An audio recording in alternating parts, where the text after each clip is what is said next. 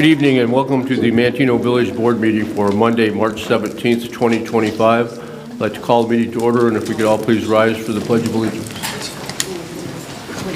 Pledge allegiance to the flag of the United States of America and to the republic for which it stands, one nation, under God, indivisible, with liberty and justice for all.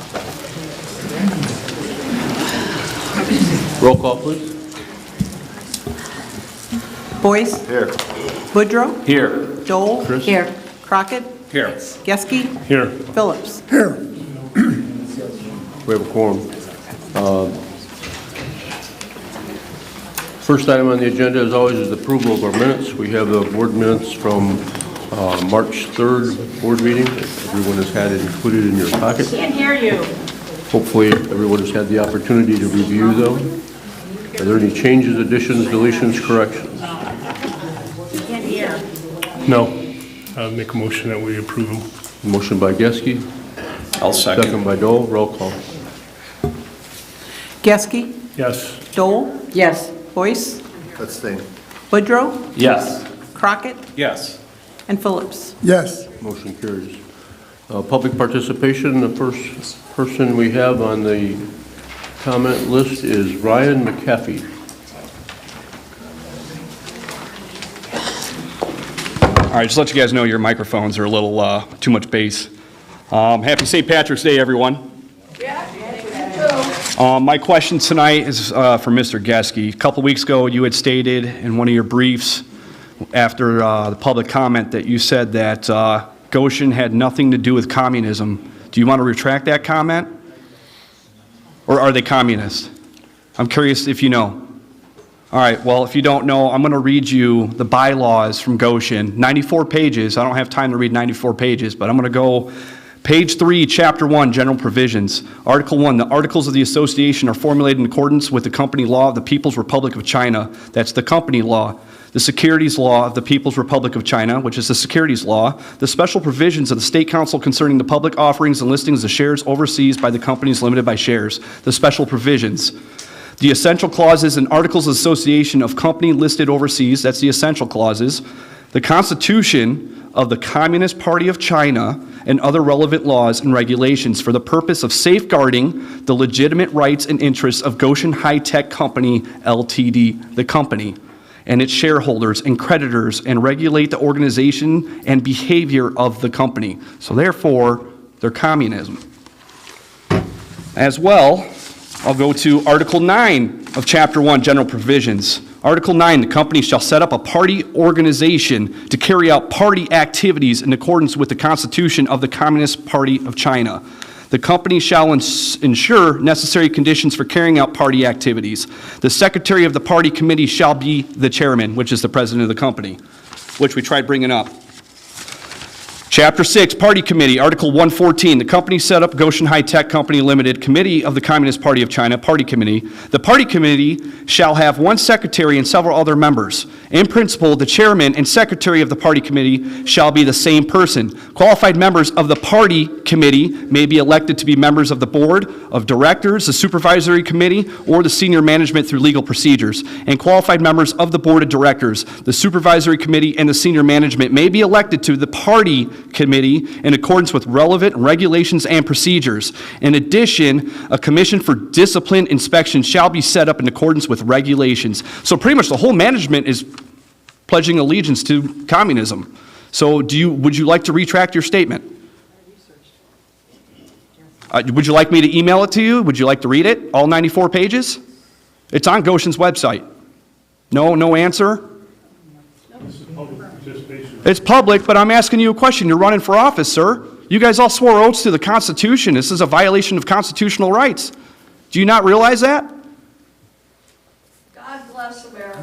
You guys violated them. And that's it. That's all I got. Thank you. Thank you. Next commenter is Terry King. Terry King. Oh, me. Oh. You didn't know you were second? Yeah, you know, there's a letter going around. It actually got me off my chair today to come here. All I want to say is I moved out here 4 years ago, and this was a kumbaya town. Everybody was happy. People, they were just happy, okay? And what changed? This side of the room destroyed it for this side of the room. I've only been here for 4 years, and that is what I see. People trusted this side of the room to do the right thing. And obviously, you didn't. So this side of the room, divided the town. And I'm only here for 4 years. And I can 100% see that. And it breaks my heart because you know what? My 8-year-old grandson, who is going to grow up to be a Navy SEAL, I guarantee it, he loves this town. He loves coming here. But it's a shame when adults are nasty to children, and I don't see that coming mostly from one side. It's both sides. But this side of the room destroyed this town. And anybody who wants to vote for anybody that had anything to do with splitting this beautiful town in half, it's either your family or your best friend, because you're going to lose. And the sad thing is, Burke, Madigan, they're going to come looking for all of you. And just remember who won the presidency. He'll come looking too. Thank you. The next commenter is Francine Fatima.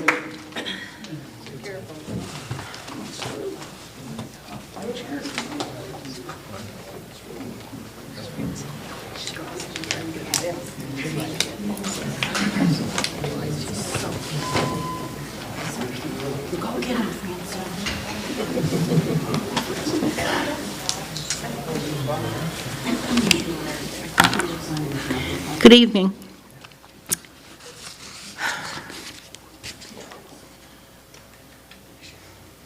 Today I read online something that was quite telling.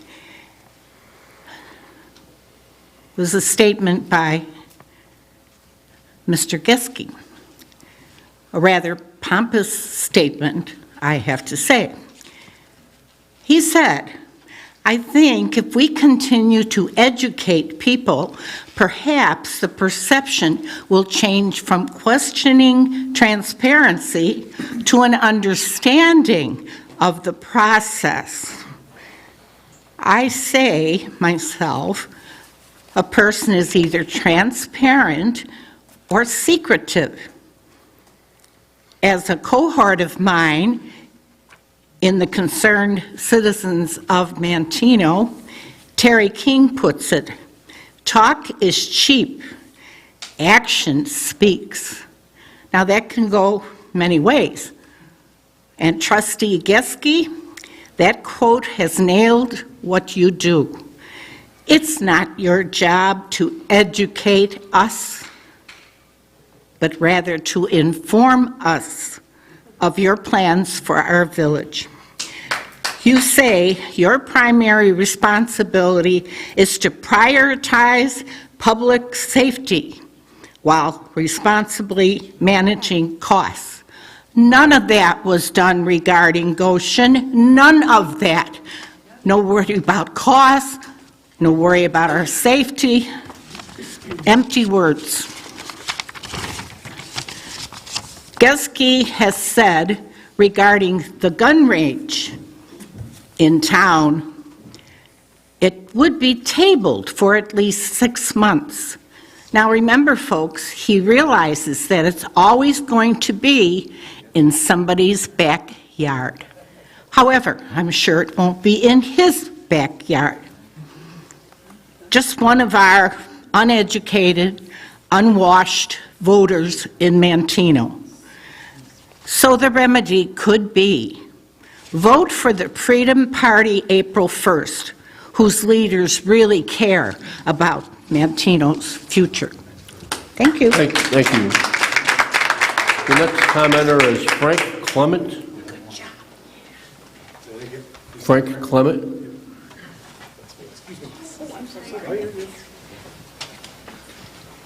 Hello, my name is Frank Clement. I own and operate Frank's Dent Repair on 360 South Locust.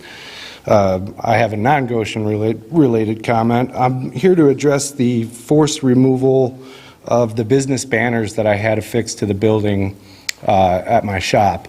I was told to take them down or face a $750 fine.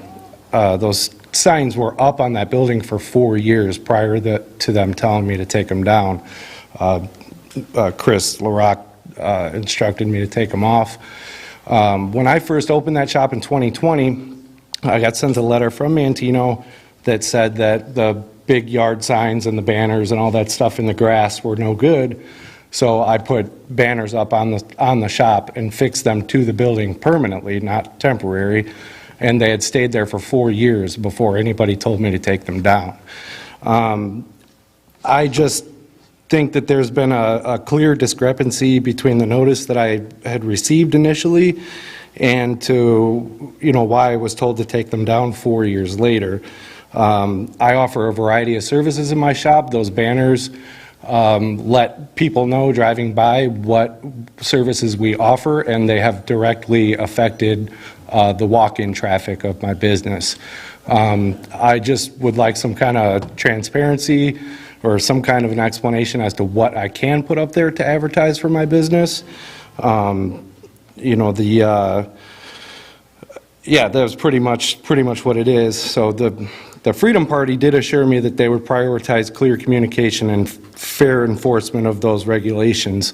So that's kind of what I was asking from you guys, if that's something that this board is willing to do in order to help my business grow, because right now the Village of Manteno has heard it. So that's all I have. Thank you.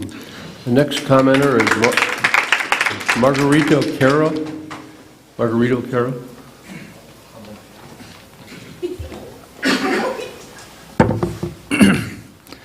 Hello everybody, my name is Margarito Carrera. I'm a former football player of Mr. Joel Geske, or what I know him best as, Coach.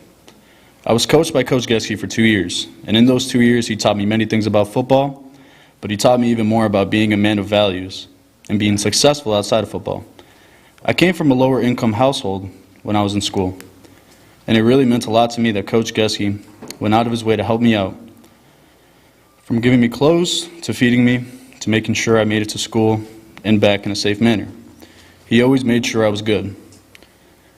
And it wasn't just me. As I found out later in life, he did this for every kid that he saw needed a little bit of a hand. He even took a kid in whose parents had kicked him out and let him stay at his house till he got back on his feet. That's just the type of person he is. Coach always did a good job of not making you feel like a charity case or that you were less than. He wanted to help kids who he saw potential in, who just needed a little bit of support. He was a great coach while I was in school, but he was an even better one when I was out of school. He regularly called and made sure we were good. Our families were good, and everything was taken care of. He even got a lot of them jobs. He has always looked out for us and everyone.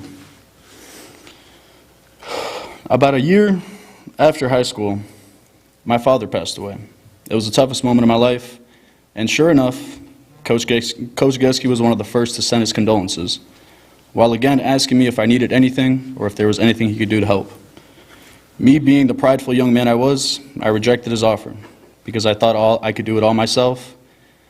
And even still, after brushing him off, when I got home, I found about 4 to 5 boxes filled with groceries that could last us a month. He went out of his way to gift us this food when we were honestly in the most of need. I'm forever grateful for Coach Geske for being there for me and my family in a time of need, and it made me realize that this man wasn't just a good coach, he was a great man and an even better leader. That's why I know for a fact that this is the man I want as my mayor. He is a true, honest, family man first, who has everyone's best interest at heart. And I hope you can all have the same faith in him as I do. Thank you. Thank you. Thank you. The next commenter is Terry Daly. I'm sorry, Mayor, what was the name? Terry Daly. Carrie Daly? Terry. I have a question for all of you, and I know you won't answer it, and the question is why? Why haven't you answered any questions for 2 years? You have been asked hundreds of questions and no answers. Why? Who owns you? Did you all sign a gag order? Does Mr. Pritzker own you? Does Mr. Nugent own you? Or worse yet, does the Chinese Communist Party own you? What would happen to you if you answered a question? Have you and your families been threatened if you answered a question? Whatever your reasoning is for not answering, I feel sorry for all of you. All of you have allowed whoever to take your American right to free speech. What a terrible example all of you are to your families and the children. No matter what, you don't have to answer a question, and you don't have to be held accountable for your actions.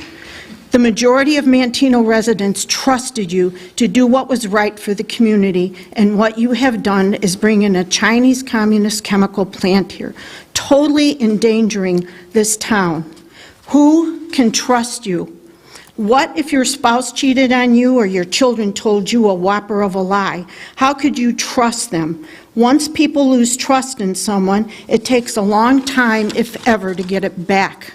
I find it strange that, Mr. Getsky, that you want more transparency, yet none of you have answered any questions about Goshen for 2 years. Who can trust you? No one. Thank you. The next commenter is Stacy Malone.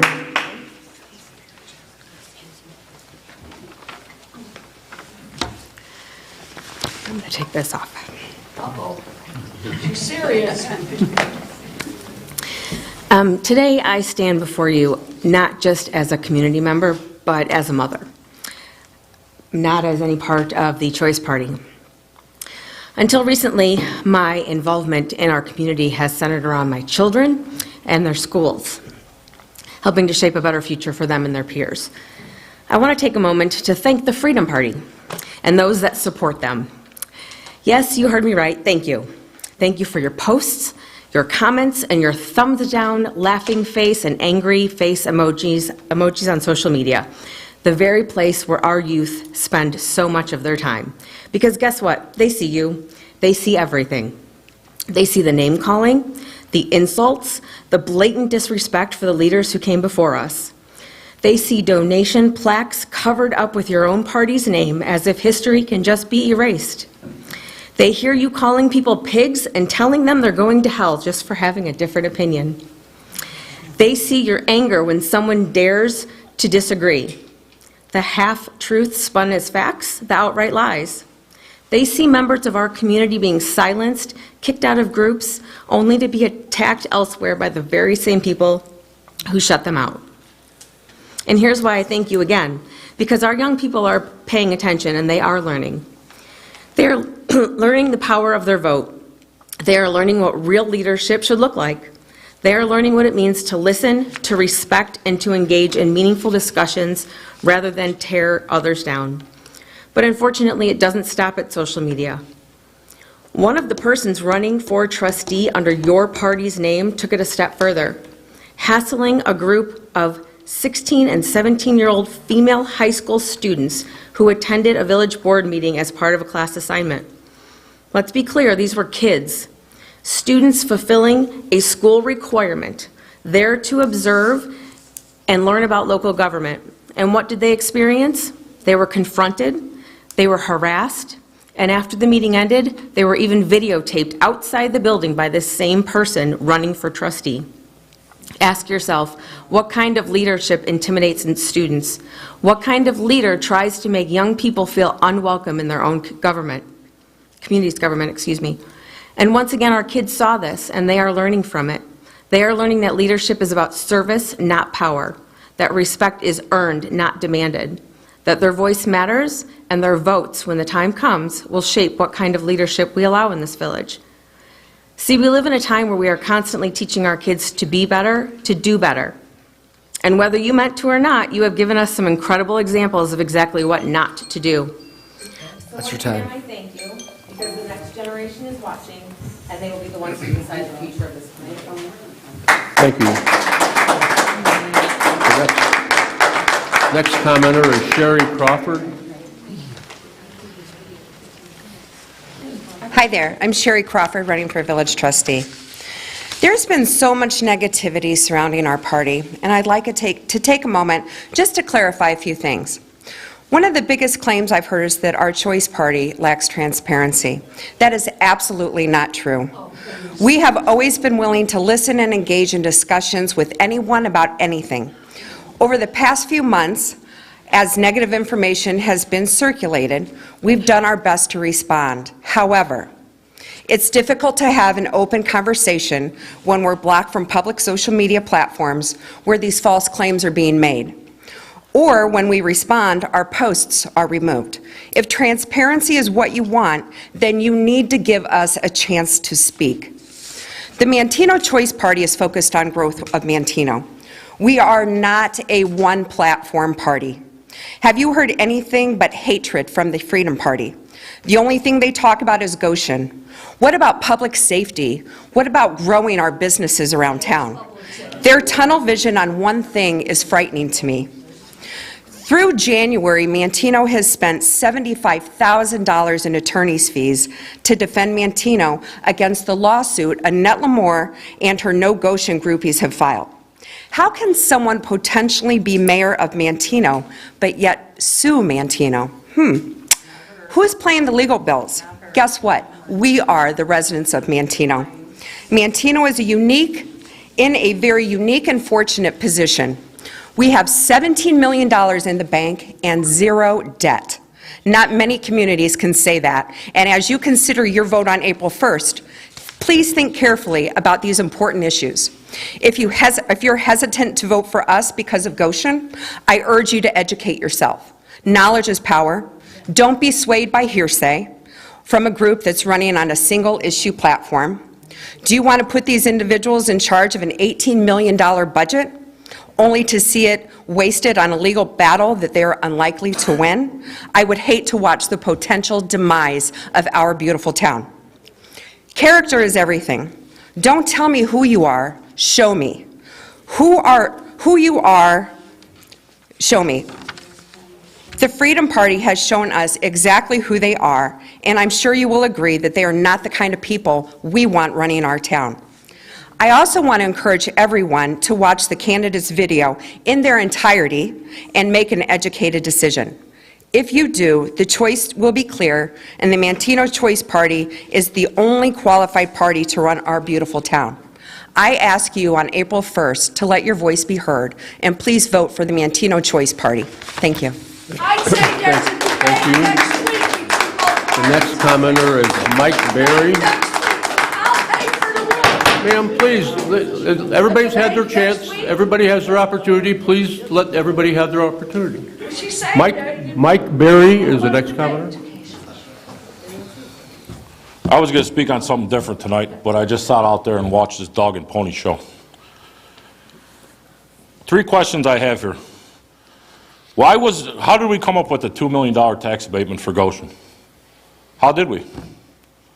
Because the way I look at it, numbers are coming out, and they might not be facts, they might not be truth, whatever, but whoever did that spent a lot of time in there. I don't think he's going to come up with a line of BS. $2 million. Next year, we're going to be abating taxes for Goshen. That's more money that could go to the schools. We all sit here and we talk about, the schools got another $1.2 million for 1 year. 1 year. And then I did educate myself. I sat and I watched Mr. Getzke's Choice Party video at the well, which was fantastic that lady did that. I give her more credit, more props. That was fantastic. And I took one thing out of there when they asked about backyard chickens. And Mr. Getzke says, well, you know, there's an issue with the insurance with backyard chickens. Most insurance companies won't give you insurance, your homeowner's insurance, because you have backyard chickens. But we have a toxic battery factory a quarter mile away from my house. So is that going to happen to my homeowner's insurance? I'm concerned about that. I'm very concerned about that. I'm also very concerned about the transparency. Everybody talks about transparent, and everybody talks about how they're transparent. Mrs. Crawford was gone for several years. She just came back. Okay? So transparency, she wasn't here when this was all going on. Transparency is you don't hide numbers, or not even hide numbers, but you come out with all these numbers at an interview to get elected. Why weren't all those numbers produced to everyone in this room if we all had them? Why? Transparency is when you can look your neighbor in the face and your neighbor's not worried about the things that are going on in the town. And there's a lot of people in this town that are very worried about what's going on in this town. Very worried. And this board has done nothing to address that. And just to finish my quote, because you said about a bunch of people who are spewing comments about being pigs and everything else, is I find it very funny that the director of the Planning and Zoning Commission, pork chops, ribs, sausage, a pig is good eating, and this Goshen pig will provide the area with great eating. Great eating. And then I get the pitchfork crew or uncooperative attitudes. People are upset because there hasn't been any answers. If this was answered differently, maybe everybody would have calmed the fears. Maybe. But that hasn't happened and will not happen. But it will happen when we get elected. Thank you. The next commenter is Bob Forsythe. Sherry, let me correct you. Annette is not in the No Goshen group. She's a concerned citizen of Manteno. She's not in the No Goshen group. Could you address the board, Mr. Forsythe? You're here for a couple. Thank you. She's not. As for transparency, you guys could have done this a long time ago when we had the meeting at the school board, at the school. Joel, you worried about overtime for the police with driving down to the shooting range and all that, but you didn't have a problem with Tim and Francis bringing in protesters here to need the police at the meeting that we had over there. And Tim, you and Francis, and Joel had to know because he had to sign the check, that $50,000 that you guys paid that PR firm. And why would you bring protesters into this town? This is our town. This is your town. Why would you bring protesters in here? Don't sit there with your hand over your mouth. Actually answer a question. Why would you do it? I don't understand it. And Joel, you signed the check. You're in charge of financing. And then we got a group back here worried about some law about the attorney fees. But you didn't bat an eye about spending over 50 grand to have a PR firm. You should be ashamed of yourself to sit here. I can't see one person sitting at this board that's worthy of serving the people of Manteno. Not a one. And the People's Choice Party, there isn't one over there either. Because they're all covered up by the same crap that you've been giving them. You've been feeding people everything. You know what? Talk about money. Let's talk about the PPE money that the village took. What did you do with it during COVID? Did you remodel something? Or did you use it for salaries? What did you do with it? You can't answer that question, will you? You know what we get here? Laughter and snickers from you guys. Mr. Boyce has laughed at us every time we come in the door. Joel Getzke's laughed at us too. And even you, Mr. Mayor, and I use that term very lightly because it should just be Timmy, you've laughed too. Should all be ashamed of yourself. And talk about safety. Diane, what about safety? There's no safety. There's been nothing talked about safety. What happens when there's a fire over there? You know what? The only time I saw a big concern about anything was the damn ice cream truck that you didn't want in town. Unbelievable. Thank you. The next commenter is George Reichert.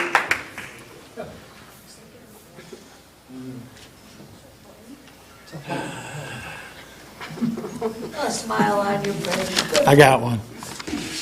So I had a letter in my mailbox today. Dear concerned citizens of Manteno, I'd also like to answer to this question. If the Freedom Party wins the election April 1st, how much time will they continue to spend trying to remove or close Goshen facility versus running the village for the people? So I don't care how long it takes. If they can get rid of it, I'm in favor of it. And if we spend $75,000 on attorney fees, I hope we spend $150,000 on attorney fees. So they are not just concerned about that Goshen plant. They are all about the well-being of this village. That's what they're concerned with. And also, we had a fundraiser over there at Oak Ridge, and there was a letter being passed around, and a trustee sitting up here said that Annette Lamore caused that golf course to go under.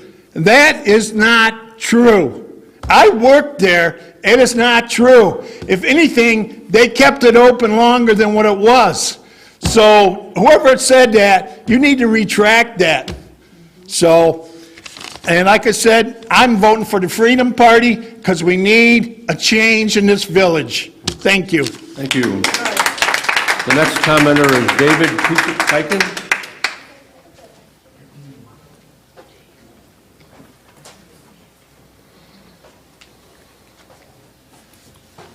I think it's terrible that some people aren't going to be allowed to talk tonight. I think that's abuse of their free speech rights. But I want to address the last board meeting I watched on video, the No Choice Party advertisement in early February. Mr. Geske informed us that he would do nothing that would jeopardize the health of his 15-year-old daughter. I agree. I wouldn't do anything that would jeopardize my kid's health.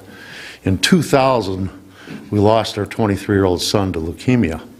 The doctors told us the only cause for this they had so far determined was herbicides and pesticides. Was it my lawn? Was it the runoff from farms? You know, different people have different DNA makeups. Each person may have different reactions to toxins introduced into our environment. Are we concerned about all our children, all our residents? Now, we have a plant in our village that's admittedly using toxic chemicals, but an unqualified, unelected village official has determined that these chemicals are not toxic enough to be worried about, even though the MSDS on most of them clearly label them as toxic. Remember that these people that are assuring us that it's a closed system and there's no risk of leakage of any sort are affiliated with the people that told us there was no way a laboratory in Wuhan, China would have leaked a virus that resulted in the death of millions worldwide.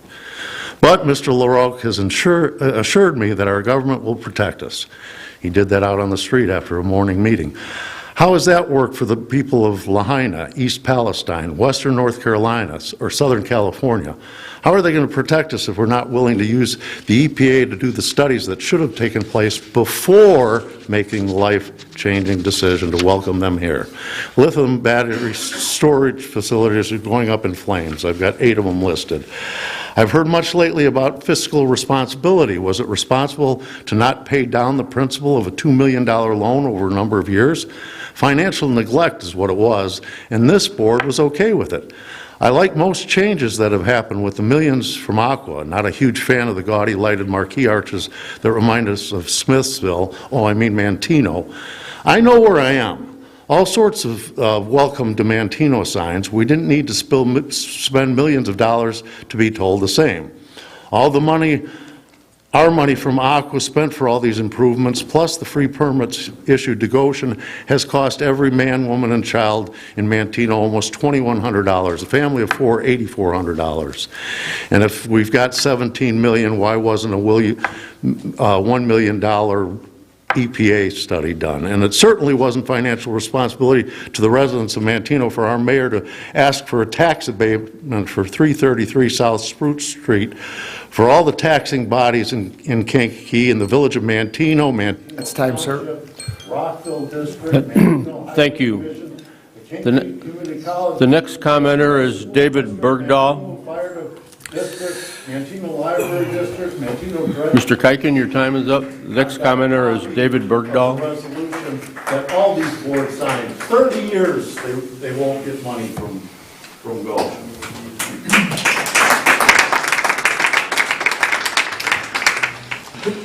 Good evening. My name is David Bergdahl. I think all of you know me. I have a couple of topics tonight. First, I've been asked by many people about the list of appointments on tonight's agenda. And I looked at it and I realized that this list of appointments is necessary, most likely because of the major change in some ordinances made on February 3rd, which created new positions out of positions that were there, such as Mr. LaRock, police chief, etc. So I'm assuming all of the appointments for tonight are temporary to finish the rest of your term, Mayor. If you do not intend that to be the appointment, please make that clear to the people that you're looking to screw over either Mr. Geske or Ms. Lamore. Second, last week, I'm reading my new daily journal.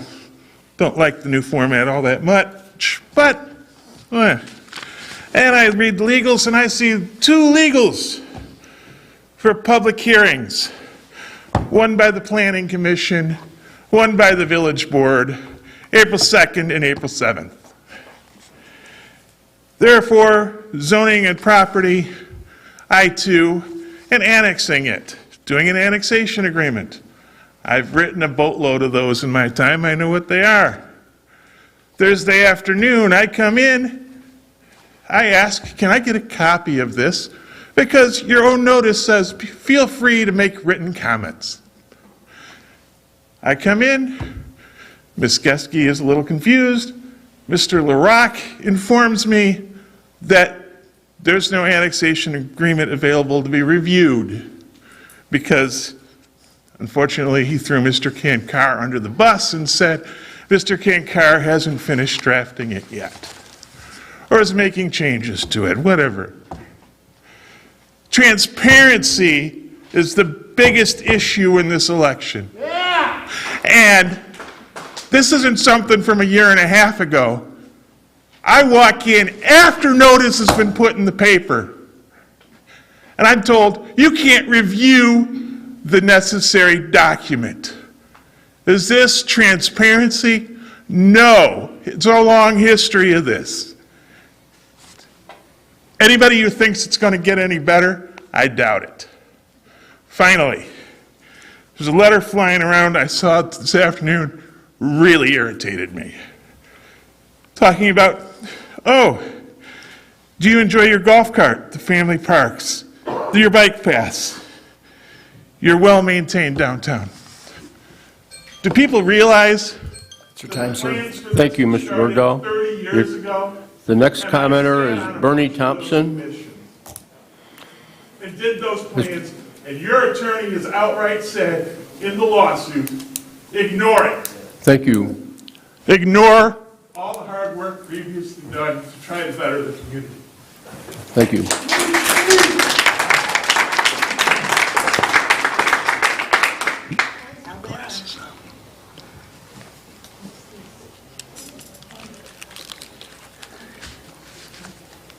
Mayor Nugent and members of the board, and forgive me for reading this, but I want to make sure I get to say everything I want to say.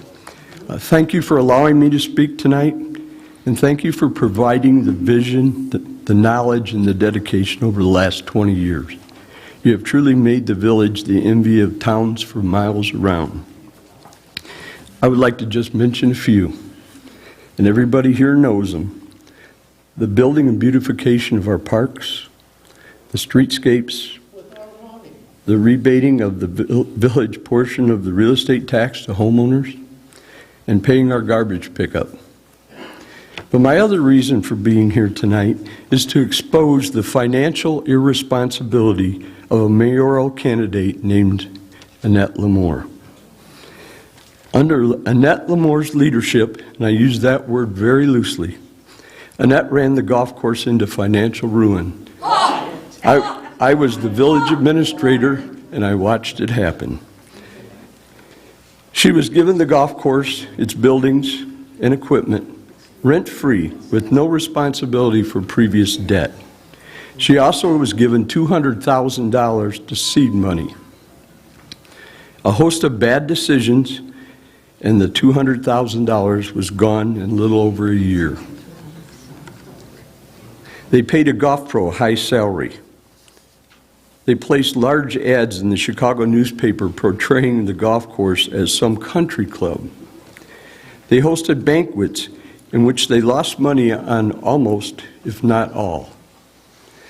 The village monitored those. We advised them to cease the banquets if they were just losing money at it.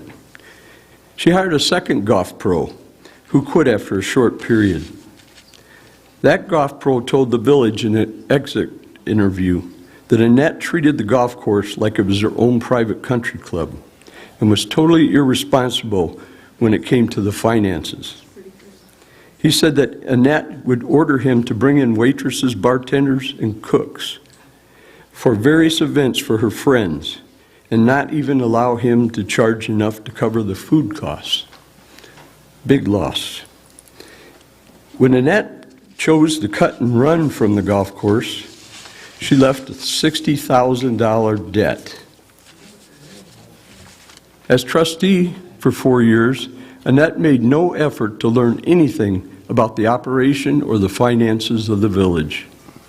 And the only ideas I remember her putting forth was to have a snowman contest, to have a pumpkin carving contest. Time's up. The annual, Time's up. the budget of the village. Time's up. Your time's up. Is that it? It's time up? Okay, thank you, Mr. Thompson. The next commenter is Blake Anderson.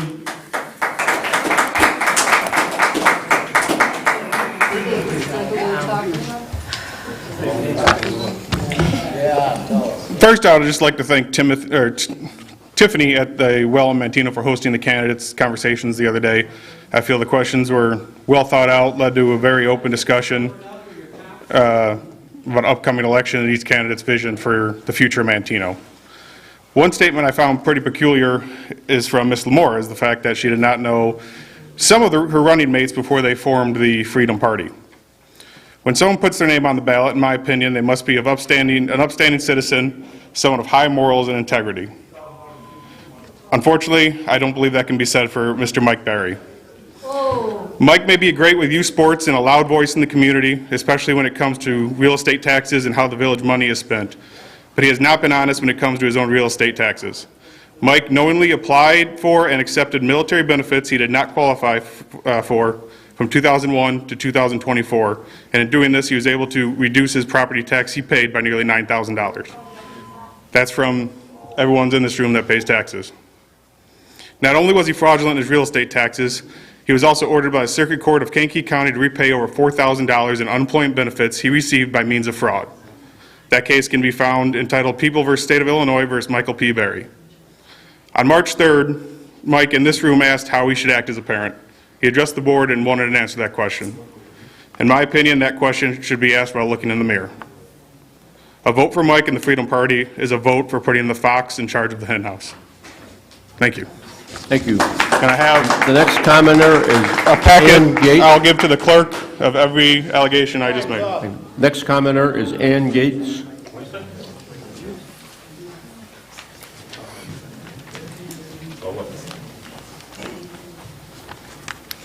Hear the word transparency a lot tonight. What you're not hearing is the word integrity. Integrity is doing in front of people what you would do, even if they were watching. That's a sad commentary.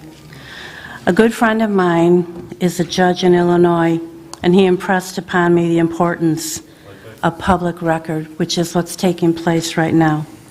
The ISO rating directly impacts homeowner insurance, business insurance, and it will also impact the health insurance and the life insurance due to the potential risk of a hazardous chemical plant and the transporting of the same chemicals by train and by truck through the town. I would like to thank Chief O'Brien. He researched gaps in training, equipment, apparatus, response time, tactics to properly prepare for catastrophic events. He did the best he could. He noted that the Morris Battery fire should serve as a reminder to all communities. He did work hard with his crew to raise the ISO from a 5 to a 3 out of 10, with 1 being excellent. Imagine what he could have done with the roughly $3 million that was paid to build a pickleball court. Imagine at $10,000 per man, your town could have prepared your first responders that would be called upon to do traffic, to help with evacuations in the event of a catastrophic fire with the Goshen plant over here. And you know it's coming, it's happening all over our nation. Just think how you could have prepared the rest of the first responder community to walk prepared and not exposed to the atmospheric cyanide that off-gases from the chemicals that will burn at that plant. That would have been a better use of your money. And Mr. Getsky, 2 weeks ago, you went to great lengths to explain how it was cost-effective to build in-town a shooting range by utilizing the soil, the mud, and the dirt being taken from a lake to be deposited to make the berm and then the cement on top of that. I think that's amazing that you took such time to quantify how you would save the money for them not driving 6 miles to Bourbonnais to a shooting range that, by the way, is owned by a Manteno resident, and the officers... That's time, miss. Thank you. I think your priorities need to be reevaluated. Thank you. The next commenter is Paul Motel.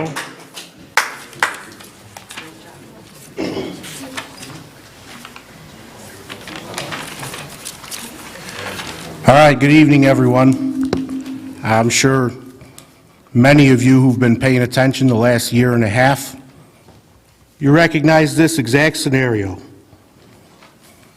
Last year, I referred to them as paid actors, but here we have supporters, front row.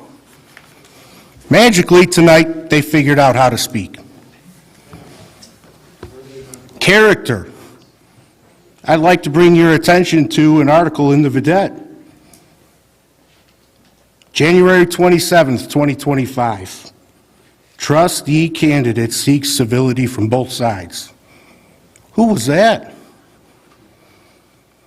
Stop referring to the Freedom Party when you see something negative. Not one candidate on the Freedom Party is saying anything like we're being accused of. It's outlandish, and it is just a wild reach. Here we have Mr. Bergdahl frustrated with the very transparency you all of a sudden decided we need to work on after that was the Freedom Party's mission statement. I'm sure that's just an odd coincidence. Our mission statement, transparency, putting the health, welfare, and safety before any amount of money. That's what we're about. So please, we're getting to a point where, I get it, this is the last meeting. Here comes the smear.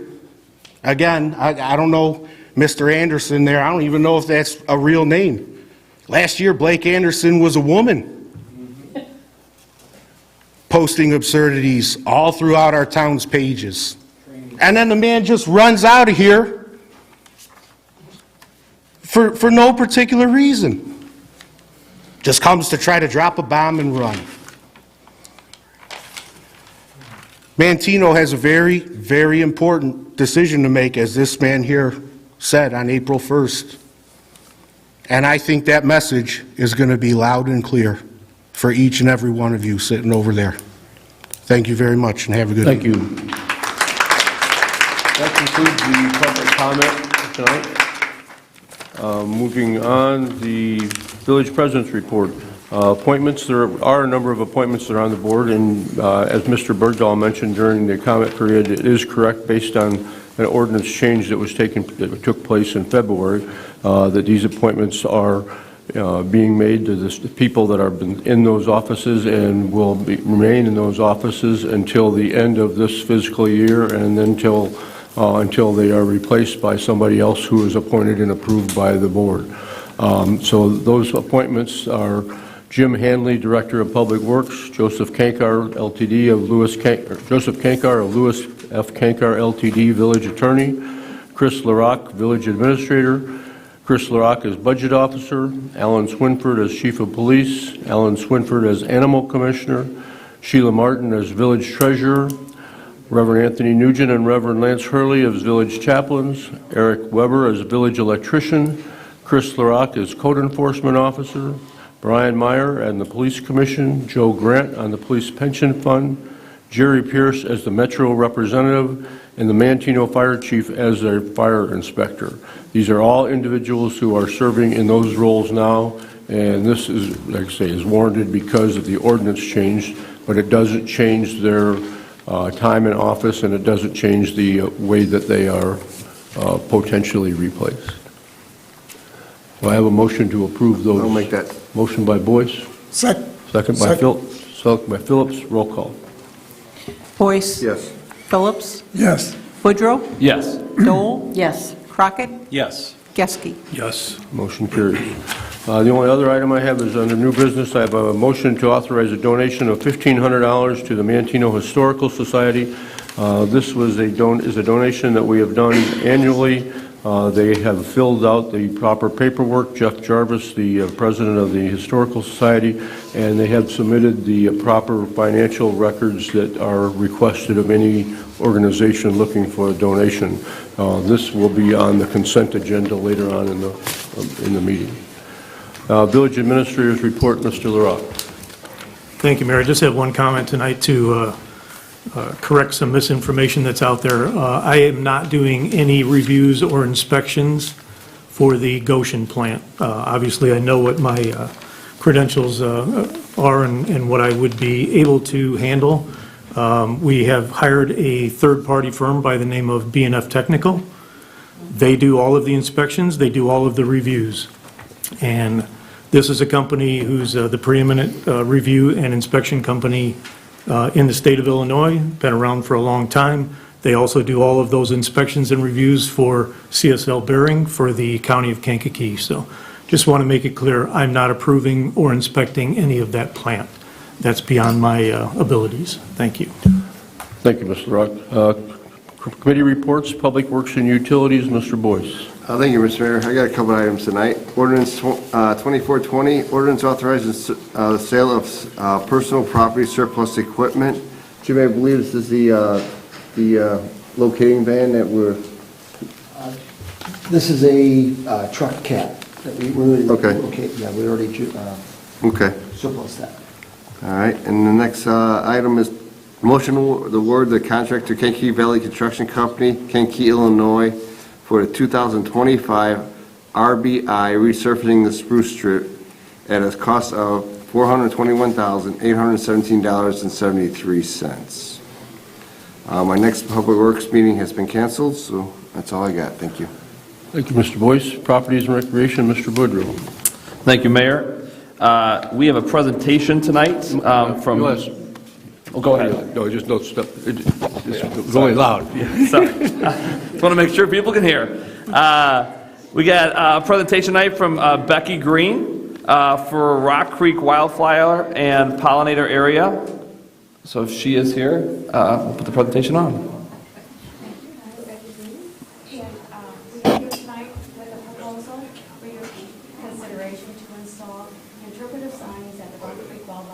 Area, which is the Prairie restoration site.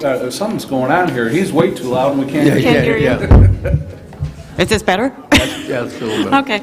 Well, again, I'm here with Dale Bowman and Amber Sproul, and we're the stewards at the Rock Creek Wildlife and Pollinator Area. Thank you. And we're here with a proposal for your consideration to install interpretive park signs at the restoration site. And with that, I'll turn it over to Amber, who has a slideshow for you. Hi, thank you, everyone. We are a part of the Illinois Master Gardeners and Master Naturalists. So to get some of our volunteer hours, we've been here, we go in the summer once a week and we get rid of invasive species. All right, next slide. All right, so that's the area that we work at. It is about 20 acres. And what we are thinking for a sign, we would like a sign that would be by the playground, and then a sign at the other entrance off of Diamond Drive. So just some more about the area. It's home to, oh, next slide, home to 26 native plants, and it's been really cool because there are some native plants that just popped up. So that either the birds spread them or they've been dormant in the ground. So really cool to see that. Why is this so important? You can see that picture. There's that pink looking moth. That is a primrose moth, and that insect is very, very picky. That insect only lays its eggs on the evening primrose. So if we didn't have the evening primrose, that moth would have nowhere to lay its eggs. So just really important to have those native species here in Illinois and to have an area that is designated for conservation. Okay, cool. Next slide. So what we're thinking, we would like an interpretive sign, something that will draw people in. It's something that's inviting, and also, more importantly, something that's informational, something that gives information about the land, like a map, something that would let people know what species that they can find there on the prairie. So like those are two good examples. Next slide. All right, so what we're thinking for the sign, we talked to some folks over who've done some signs down south, and to make a sign a good sign, it has to be appealing, not wordy, colorful. The one right there is really good example. Very colorful, it's informative, and it doesn't, it's not too many words. All right, next slide. So what we're thinking for our Rock Creek sign, this is an example of the one down south, down at the Loda Prairie. It is a vinyl sticker on a metal sign, and then on the outside is just some lumber. So we would kind of want to model our signs after this one, and we got some quotes and they're very, very reasonable.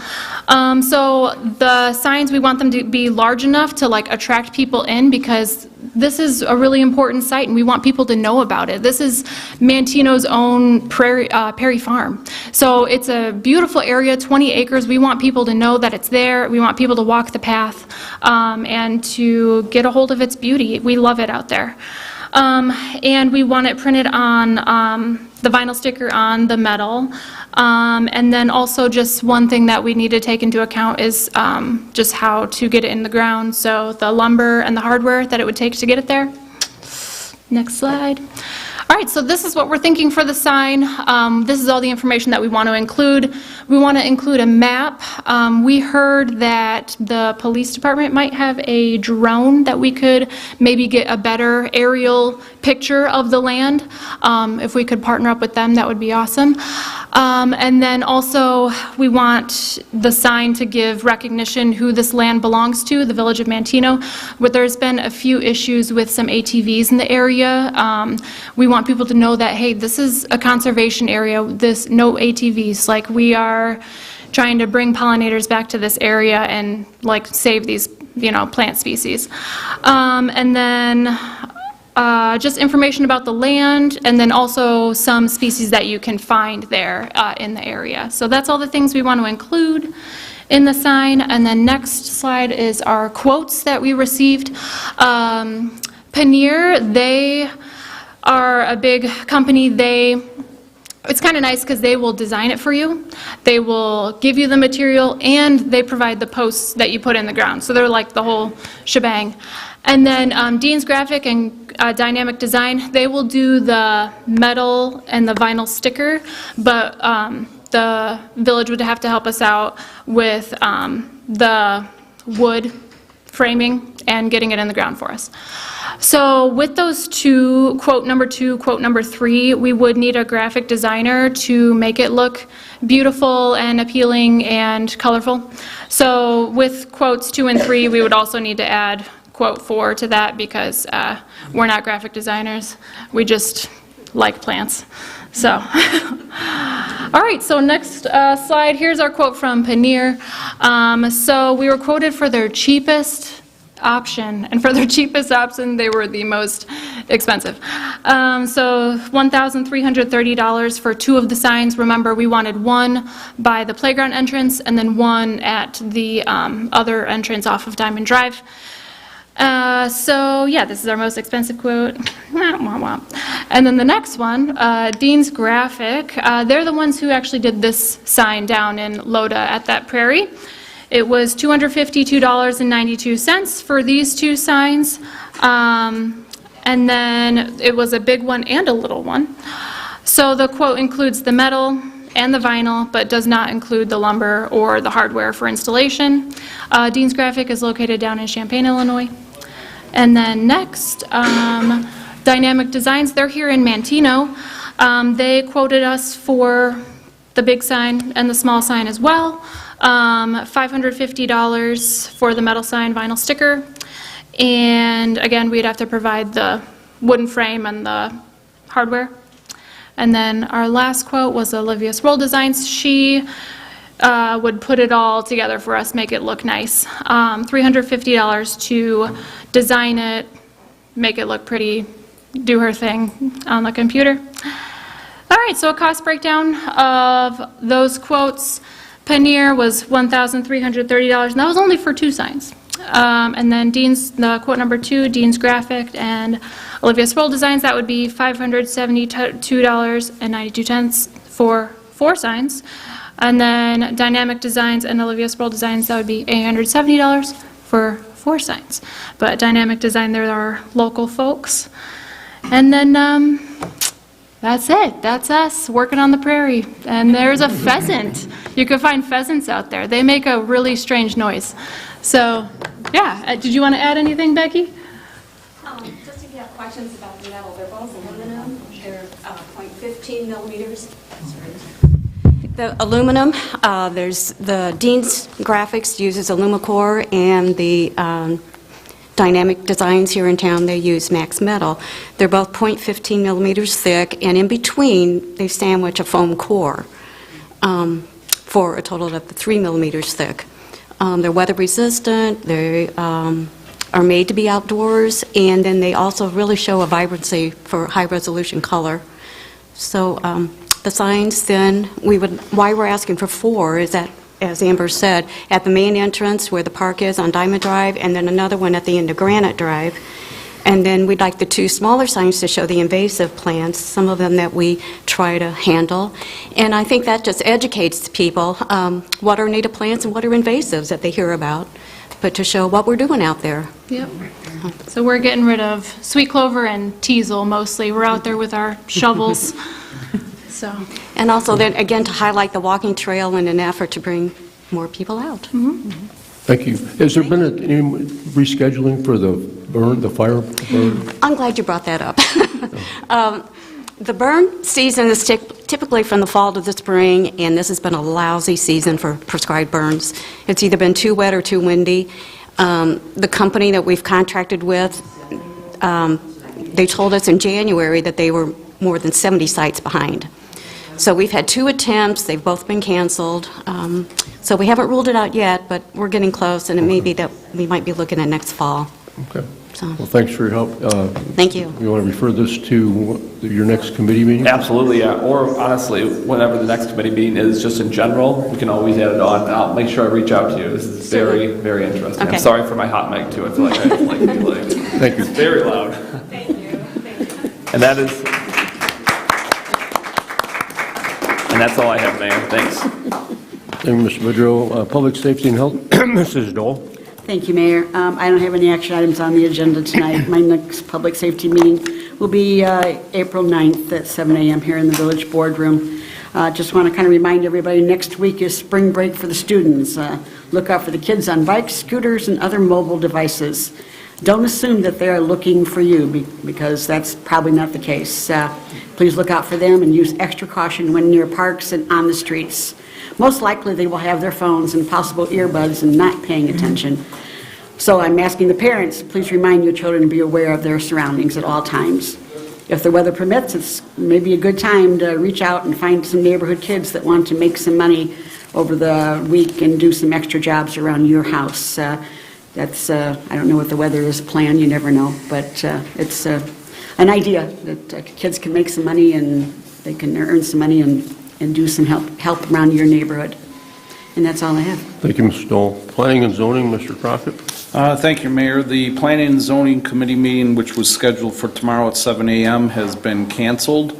The next Planning Commission meeting has been rescheduled to Tuesday, April the 2nd, 6 p.m. here in the Village Boardroom. And that's all I have for this evening. Tuesday is April 1st.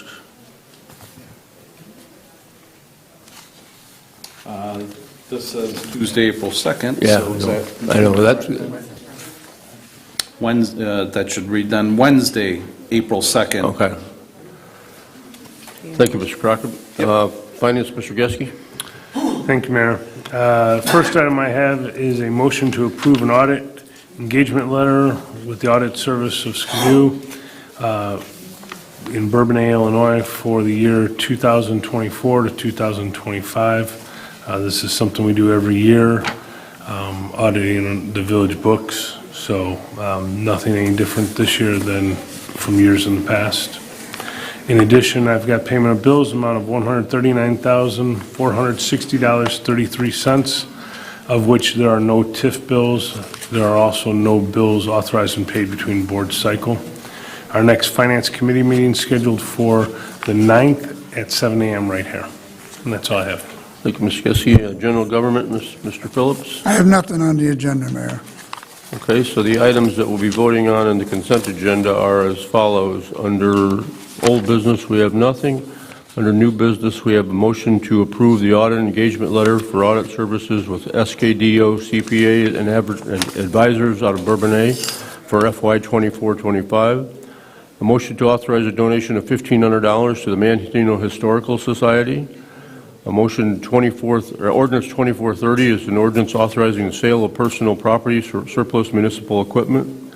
Under the awarding of bids, a motion to award a contract to Kankakee Valley Construction, Kankakee, Illinois for 2025 RBI resurfacing Spruce Street at a cost of $421,817.73. And finally, a motion to approve the payment of the bills in the amount of $139,460.33, of which no TIF bills. Are there any items on the consent agenda that need to be voted on individually? Seeing none, I accept the motion to take a single roll call vote of the question of passage of the agenda items as read. I'll make that motion. Motion by Boudreau. Second by Boyce. Roll call. Boudreau? Yes. Boyce? Yes. Dole? Yes. Crockett? Yes. Geske? Yes. Phillips? Yes. Motion carries. Accept the motion to approve by unanimous vote the ordinances, resolutions, motions, and orders contained in the consent agenda as read. I'll make that motion. Motion by Dole.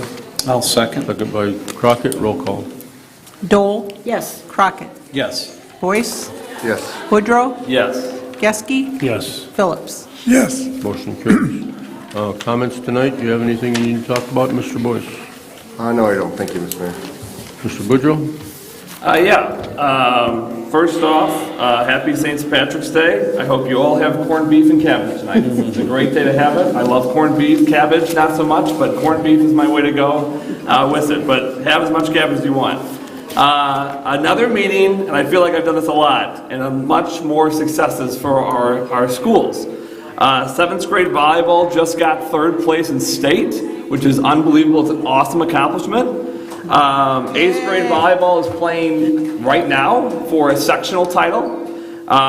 Bishop Max high school boys and girls basketball seasons ended, but for the first time in their history, they both finished in the top 16, which again is a great accomplishment. Magic and Grandpa's continue to have success, so again, it seems like we are thriving right now with a bunch of just great things with it. The other thing I thought I would talk about tonight because one, as a lot of you, I want to be more informed, and one I thought would be really important to talk about is our finances. Especially as a 26-year-old high school teacher who's making around $50,000 a year, I want to know what my taxes are going towards and if I'm paying exactly what I should be paying. And I know, as my dad works at the FDIC, numbers don't lie. So I have to kind of look at it. So, as has already been mentioned a couple of times, I just want to reassure everyone, an audit is done. Sorry, again, I am so sorry. I'm just naturally loud and I have to be, I apologize. An audit is done every year and has been done every single year. That is public information. The report is always published in September. I was on the board for the right away for it, so that is all public information. A big thing that I've seen a lot of people talk about is the Aqua sale. The Aqua sale was in 2007. I was 9 years old, and we sold it for $25 million. There was two sales. Two sales. One was the water, and then one was the sewer, two different times. Sewer was later, right? Sewer was more recent. The water was first for 4.5, and then the sewer was 25 back in 2017. Okay, thank you so much for that clarification. The debt in our town from that point, the only debt we really had was the golf course that the town ran for $2 million. We paid that off pretty quickly, and at the end of this financial year, which is coming up, which was 18 years ago, we are going to have $6 million in reserves. We have absolutely no debt. Not many towns can say that. With that time, we have used this money of our sales, as we said a lot, for tax rebates for the last 3 years to all residents of Manteno living in homes. Garbage fees, which I asked, I'm like, well, how much does garbage fees cost for people? On average, this year it would have cost you about $280 you would have had per resident in each household that you don't have to pay. The parks, again, as someone that grew up in this town, the parks have been amazing. Legacy Park was built in this time. Wista Passway. Now we're building the pond. We have a concession stand. Wildcat football's moved out there. So much money there. The square, which I know I've seen a lot of you there. So many great events on this square have been built. Thies Park, as I'm looking forward to, is I think tomorrow's supposed to be really nice too. The pickleball courts were built out there. We just built wiffle ball. I've seen so many kids at that wiffle ball field already, which is awesome. Sand volleyball, all those kind of great improvements in our parks. The police department building we've built and paid off. Again, something I think people are getting a little confused with, especially that's happening in Bradley. They're building all this, but they're taking out loans. They're putting on debt. We have paid it off right away. We have no debt, which is great and the best financial thing we can do. The police department building is now built for decades to come. This one that was right next to us was over 100 years old, and we needed to upgrade. Again, we have currently around 22 officers, and every time there's an opening, we have like 30 to 40 applicants. Why? Because our standards are the best, our safety is the best, and our pay is high quality. The public works building that we've built in this time is again built for decades to come. We have planned for the future.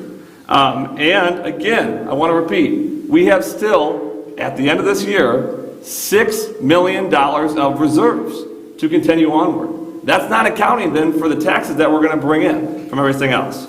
Just again, a lot of money has come in during this time. So when I hear about, well, we shouldn't have sold Aqua, that we could have saved a lot of money. No, again, I asked, public hearings, looked it back.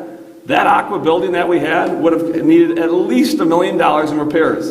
And guess what? We wouldn't have gotten the $25 million from the sale. We wouldn't have got the $4 million from the sale, which means we have to pay higher water bills, no tax rebates, limited park increases, probably no police department or rough the police department, all that kind of stuff. These sales have put money back into the town. This village board has put money back into the town. I've only been here for 8 months, so I can't really take credit for any of it, but this village board has done a great job with the money. And as someone that teaches finance at school, if we look at the state level, and I have worked for a state rep, our Illinois government is about $30-ish billion in debt. I've worked for a U.S. rep. Our national debt is $36 trillion. I have now been fortunate to work for Manteno. Zero debt. It's the first government agency I've worked for out of all 3 branches that doesn't have debt. And I think that needs to be pushed out more. It is significant. It's significant and is much needed. So I know our taxes are high. Believe me, I get it. Again, as a high school public teacher owning a home, it is a lot of money that I have to put in. But at least when I look at my bill for the village portion, which is only 10%, I get that money back. And for the school, it's kind of weird as a teacher, I'm kind of paying myself. So I really can't complain about that taxes when at that spot. But I understand, and I know it's tough, and times are tough. They really are. But we have to stick together, and we have to continue to choose and follow the numbers. And again, just numbers don't lie. So I just want to end with this. I want to thank all the citizens that have reached out. I especially want to shout out Jenny Renchen was reaching out for special needs. I am on top of it. I have been making connections. I'm making meetings. This is now a pet project. Again, I don't know what I don't know. That's why I always say, please reach out to me and that I can push it forward. I want to use my voice as much as possible with things. And again, and I've been saying this a lot, and it got brought up in public comment, all of the high school seniors have to come to a public meeting. And again, I've been fortunate enough to teach a lot of seniors, and they see it, and I cannot tell you how great of conversations I've had with these kids, talking about ideas for the town, talking about things to do. They provided me with a bunch of ideas for our parks. Again, I keep hearing in comments too, what does older kids want? Well, I go ask them, what would you want? What would you want to see? And I'm very fortunate to have had this opportunity to really connect with those kids at a new level. And that's all I have tonight. Thank you so much. Thank you, Mr. Bidwell. Next, Mrs. Dole. What a great job! What a great job you just did. Unfortunately, a lot of people left. It's sad that they did not stick around in here. What a great speech you had, or not speech, whatever. You talked from your heart. I could tell that you had very little notes and you spoke from your heart. And thank you. Appreciate that, and I hope you continue on. With that being said, what can I say? Mr. Crockett? Well said, CJ, and you were heard around the world. So. I usually am. Good job. Mr. Geske? Okay, I have quite a few things to say this evening, but before I get started, I was asked by a resident to read this at our meeting. So it's a quote. Helen Mirren once said, "Before you argue with someone, ask yourself, is that person even mentally mature enough to grasp the concept of the different perspective? Because if not, there's absolutely no point. Not every argument is worth your energy. Sometimes, no matter how clearly you express yourself, the other person isn't listening to understand, they're listening to react. They're stuck in their perspective, unwilling to consider another viewpoint, and engaging with them only drains you. There's a difference between a healthy discussion and a pointless debate.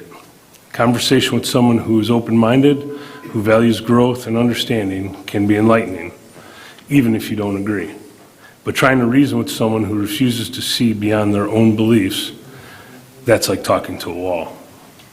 No matter how much logic or truth you present, they will twist, deflect, or dismiss your words, not because you're wrong, but because you're unwilling to see another side. Maturity isn't about who wins an argument, it's about knowing when an argument isn't worth having. It's realizing that your piece is more valuable than providing or proving a point to someone who has already decided they won't change their mind. Not every battle needs to be fought, not every person deserves your explanation.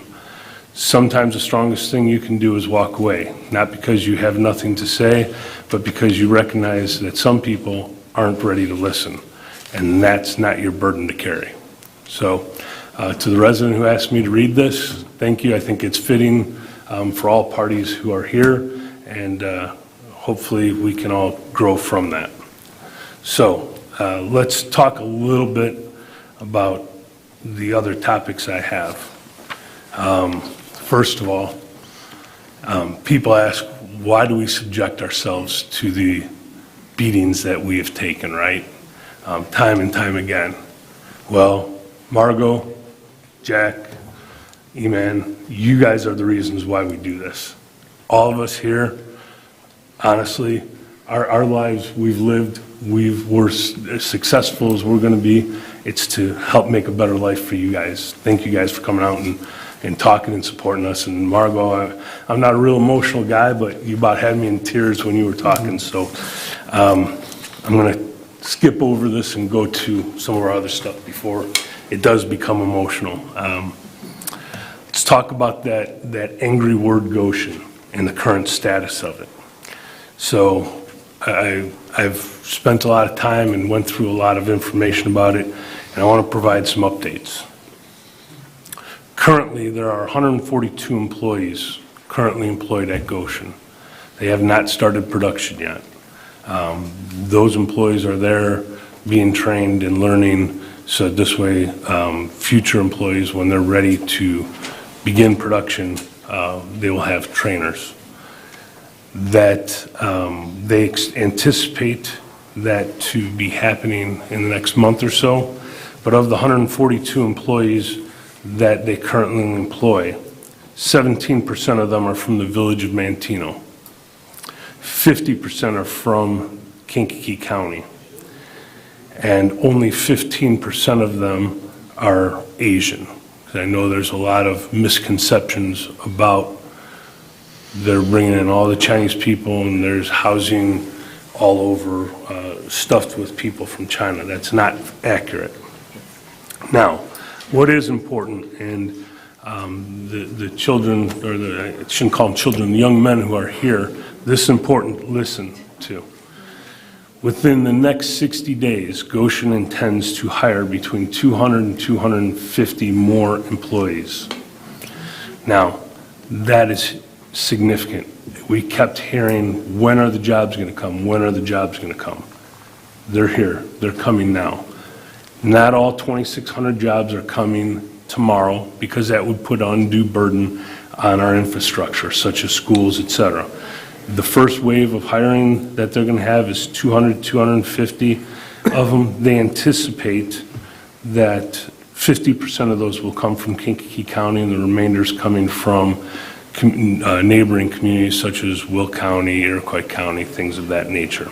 So they have not set the career date yet for these positions, but it's important to pay attention. Pay attention to LinkedIn, because that's where they will be, and these are good paying jobs that I want to remind you will pay 120% of the wage that you may get at another like-kind employment in the county. All right, that said, what's some other good news that's happening? Because we keep hearing, give me one good thing about Goshen. Well, those protesters that we supposedly brought in were union employees. They were backing this because of what I'm about to say now. Within the next 5 months, they're expecting to start on phase 2 of Goshen construction. And that will bring 700 union jobs to Manteno. Those union jobs are expected to last for 3 years, working 3 shifts per day, just for phase 2. So someone has said that, oh, they're only going to last for 4 months. No, that's incorrect. They are going to last for 3 years. So what am I telling you? In the next 5 months, up to 950 jobs between the construction trades and between Goshen actually hiring. That's opportunity. That's opportunity for the kids that live in Manteno, okay? You think about what high schoolers have when they graduate right now. They have one of 3 choices, right? They have a choice. They can go into the workforce, working in the trades. They can go to college and incur debt, or they can go into the military. All 3 are fine options. And the gentlemen that are sitting there will say that we've talked about all 3 of those options when I was their coach. Well, when we talk about Goshen and why it's attractive, think about it. If you're a union electrician, a union pipe fitter, and a lot of the guys who I've coached, they're in the union trades, their day starts awfully early. Most of them have to work downtown Chicago, right? And they have to drive 1 hour to 2 hours each way there and back to work, correct? And then they have to pay to park, $60. So that's roughly 2 hours of their work. So what are we talking about? These kids can work downtown in that same aspect and spend roughly 6 hours of their day not bringing a single penny into their household. So 6 hours of their day, or 25% of the whole day, is spent for nothing. No quality of life. Zero. They can get a job working here at Goshen or working a trade job here at Goshen, making that money, and they get back 6 hours of their life per day. Well, what does that allow for? That allows for them to have a little better quality of life, to be a better husband, to be a better father. It allows them to be active within the community and maybe volunteer. So when we say, what do we get for Goshen with this and why do we do it? Well, it's because I want our kids to have a better life. I want them to be able to enjoy their life. I want them to make a better Manteno, not for me. I want them to make a better Manteno for them, for our future. So those protesters, as they were described, they weren't protesters. They were backing it because they saw the vision of what was happening. They came and supported. That was the building trades of Kankakee and Iroquois counties coming and saying, we want these jobs. Now, I want to bring another thing that most people are unaware of. What else is good about Goshen, right? Well, we said there were 3 options. One of those options is go to school, if that's what you choose to do. That's great. And I'm fortunate. I had an athletic scholarship. Some of the kids I coach had athletic scholarship, but not everyone's an athlete, and not everyone has the financial wherewithal to go to school. Goshen, if you're working for them, they will pay for you to get your degree. And not just an associate's. It starts out as an associate's at KCC. They'll pay for you to get an accounting degree, an engineering degree. So think about it. You get paid to work and you get the scholarship. I think that's positive for Manteno. So let's go into a couple of other things. Just really quick, and then I'll let you guys all go because I know it's one of our longer meetings. Talk about what's the plan. What's the plan if something happens over at Manteno? I want to see the plan.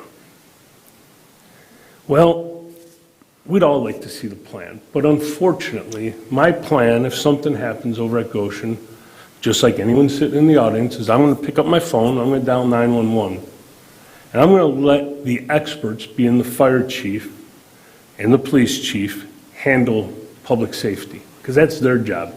Just like Mr. LaRock isn't qualified to go and give expert opinions on chemicals and fire protection, I'm not an expert on putting out the fire. Now, what I can say is we've had cooperation with the fire department. We've had meetings with the fire department. And the neighboring fire departments I've had meetings with. They are very confident that they have all the resources needed to handle that situation. They are very confident that the training that they're doing in conjunction with Goshen, that they can handle it. In fact, they feel more confident about that than they do about the train tracks or I-57 in town. Now, I want to see the plan. Well, sorry. You're not going to see the plan. I'm not going to see the plan. And I took a little offense to that, just like everyone in this room might. But what you got to realize is that they have a responsibility to look out for our safety. And they don't know if you're not a terrorist or an arsonist. And if you can see the plan, you can figure out how to work around it. So that's why you're not hearing the plan. That's why we don't talk about the plan. As far as evacuation goes, if an evacuation, mandatory evacuation had to happen, there is a reverse 911, just like you get an Amber Alert on your phone. If the train derails and they have to evacuate downtown Manteno because of a train derailment, they're going to use the reverse 911. No different. Goshen, I-57, train derailment, Route 50. So I want to put everyone's mind at ease. If you don't believe me, by all means, go and talk to the fire chief. He's the expert. See if he tells you something different. Go and talk to the mutual aid fire departments in Bourbonnais, because they'd be the first ones here with Manteno if there was an issue. Verify with them. So with that, I'll say it again, there's never been a better time to live in Manteno, and for the youth of America, and for if there are kids that are, CJ, I'm going to tell you to please get the message out to your students who are graduating, because job fair is coming within the next month, and there's job opportunities with higher education availability if they choose. That's all I have. Thank you. Thank you, Mr. Geske. Mr. Phillips? I can't really follow up on either one of them. Okay. All right, that's all I have. Request a motion to adjourn. I'll make a motion. By Phillips, second by Boyce. Roll call. Phillips? Yes. Boyce? Yes. Woodrow? Yes. Dole? Yes. Crockett? Yes. Geske? I feel like I have to yell louder than that. Yes. Motion carries. Thank you for coming, for watching.